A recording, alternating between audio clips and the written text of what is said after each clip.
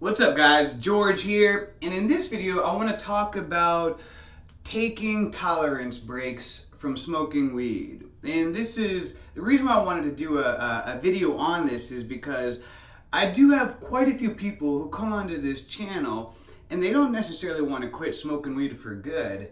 They just want to take a tolerance break. They just want to quit for a period of time, a week, a month, just to kind of get a reset, so that way, when they go back to smoking weed, it'll hit harder and their tolerance has just calmed down.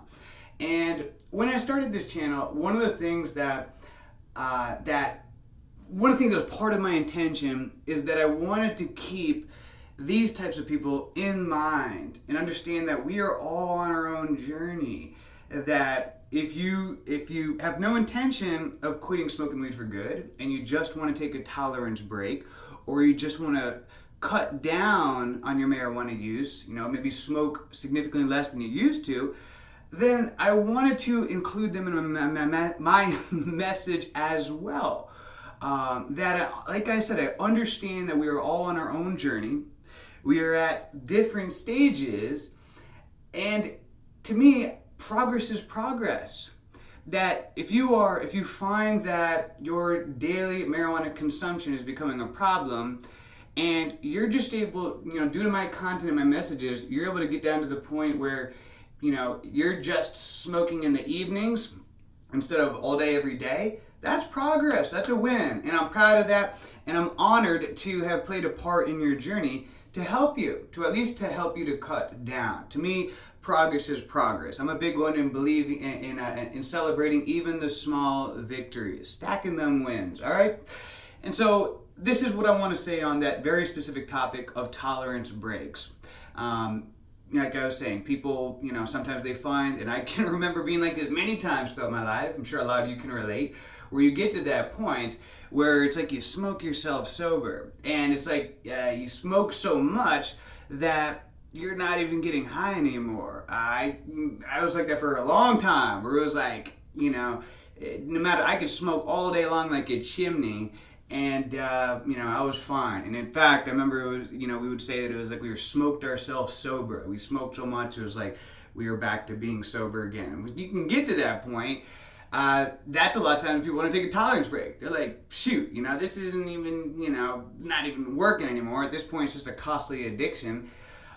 So that's, those who want to take a tolerance break. And this is what I want to say on this. And this really was a big part of why I decided to quit smoking weed altogether. Because what I would find happen is that when I initially started taking tolerance breaks, I would take week-long, month-long breaks, and what I would find happen, I would find something interesting happen, is that I would find my level of productivity would go up through the roof. That I was significantly more productive, that I would have more powerful workouts, I would work out more. I found out that I was more health conscious, I had more control over the type of what I ingested, and I found that overall, although it was sometimes uncomfortable, because having to go through withdrawals and having to deal with anxiety and the emotional roller coaster and the everyday challenges of life, having to deal with them, having trouble sleeping. Although those things were challenging during the tolerance breaks, I would typically find those time periods to be significantly more rewarding. And I would find that because I was stacking so many wins from being more productive, that I was overall more happy. That I had a higher sense of self-esteem. I became more confident, and that overall I was just more happy. And I think that, and as time went on, and I would go back to smoking and this and that, and I would take tolerance breaks, I kept finding this time and time again that it was like a tried and true tested method for me, that when I wanted to improve my life and I wanted to increase my level of productivity and I wanted to have a higher probability of hitting my goals, all I had to do was take tolerance breaks, and I would put the odds in my favor that I would be significantly more likely to win at whatever I was going after. And this is what started to plant that seed in my mind long term about someday quitting for good. Because I thought, hey, if this happens in those little periods, imagine if I did this for a year, or imagine if I did this for the rest of my life, what would happen? How much more productive would I become? And so, if I know a lot of people, they've been smoking every day pretty much their whole life, decades. And many people haven't taken a break since they started smoking. And so I implore you and I challenge you, except it just happened, real random, I just happened to have been wearing this shirt today. I challenge you to take a tolerance breakdown and see what happens for you. We're all on our own journey. You may find, if you take a 30-day tolerance break, which I feel is a great place to start to take a 30-day challenge, you may find that your level of happiness and that your overall enjoyment of life, because you're more productive, you may find that things tend to get better in your life. That problems, you tend to be able to resolve your problems more effectively. Maybe your health improves because you're more conscious and aware of what you're ingesting. You don't have the munchies. You're not battling the munchies. Maybe you're reading more. A lot of people find that they read books more and they're more curious about life. You may find all these things happen for you. And the reason why I say a month is a great place to take a 30-day, to take a tolerance break, because if you just take like a day or two tolerance break, that's not really enough time to really get to experience what I'm talking about. And in fact, just doing that sometimes can do more harm than good, because you may feel like, that was horrible. Life's way better smoking weed. Just because those first couple of days can be kind of rough sometimes, depending on how much you've been smoking. Maybe you couldn't sleep at all. You had terrible anxiety, headaches, all different various kind of symptoms, physical withdrawal symptoms, just depending on how heavy of a user you were. So that might solidify in your mind that you're better off smoking for the rest of your life, every day for the rest of your life. So I implore you, if you're gonna do this, do it for at least 30 days. That first week is really like that. If you have any physical withdrawals, it's typically going to be just during that first week, and then it tends to alleviate itself and get better.